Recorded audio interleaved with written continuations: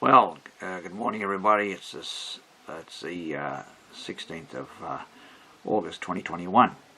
I'm just going to make a fairly brief video now, and it's my suggestion on how to ride both the Spirit of the Outback, which is the dining car which is illustrated,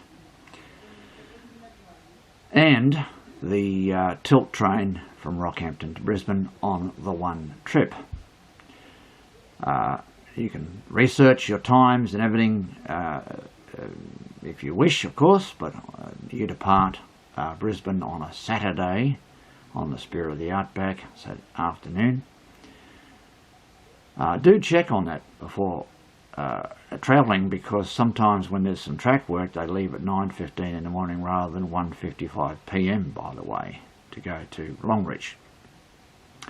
You then proceed first class sleeper, and you've got a dining car, and at the moment the lounge car is off getting repairs or upgrading or something, but you've got those facilities. And then you travel out, arriving on Sunday afternoon at Longreach, or you might want to go as far as Coyle. It's up to you. Coyle gives you a pretty good sample of the trip and gives you a bit of time in the town and so on, because then as I said, you get there Sunday and you leave on Monday morning, and you travel by an economy class sitting car, and there's also a dining car on that to act as a snack bar car. That will take you through to Emerald, and then the next morning, which is Tuesday, there's a bus at about 5:15 in the morning, takes you to Rockhampton.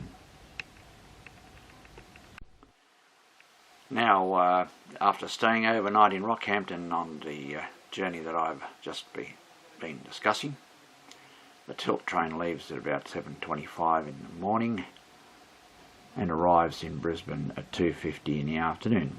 An excellent timetable. Some very good relative high speed running. By that I mean by Australian standards.